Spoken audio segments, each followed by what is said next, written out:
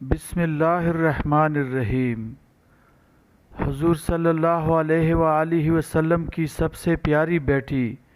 حضرت فاطمہ رضی اللہ تعالی عنہا کی شادی خانہ آبادی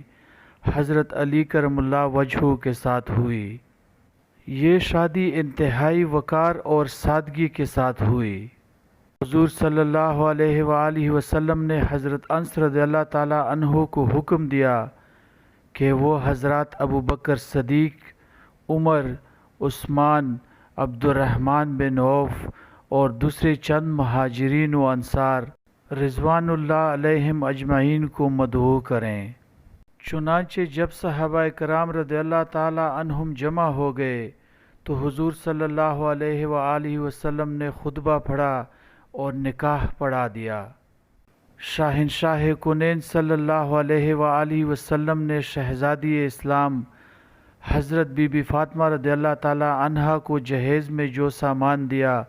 اس کی فہرست یہ ہے: ایک کملی، بان کی ایک چارپائی، چمڑے کا ایک گدا جس میں روئی کی جگہ کھجور کی چھال بھری ہوئی تھی،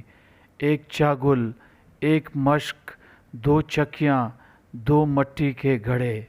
حضرت حارثہ بن نعمان انصاری رضی اللہ تعالی عنہ نے اپنا ایک مکان حضور صلی اللہ علیہ وآلہ وسلم کو اس لیے نذر کر دیا کہ اس میں حضرت علی اور حضرت بی بی فاطمہ رضی اللہ تعالی عنہما سکونت فرمائیں۔ جب حضرت بی بی فاطمہ رضی اللہ تعالی عنہا رخصت ہو کر نئے گھر میں گئیں تو عشاء کی نماز کے بعد حضور صلی اللہ علیہ وآلہ وسلم تشریف لائے اور ایک برتن میں پانی طلب فرمایا اور اس میں کلی فرما کر حضرت علی رضی اللہ تعالی عنہ کے سینہ اور بازوؤں پر پانی چھڑکا، پھر حضرت فاطمہ رضی اللہ تعالی عنہا کو بلایا اور ان کے سر اور سینہ پر بھی پانی چھڑکا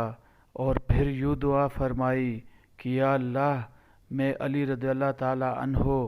اور فاطمہ رضی اللہ تعالی عنہا اور ان کی اولاد کو تیری پناہ میں دیتا ہوں کہ یہ سب شیطان کے شر سے محفوظ رہیں۔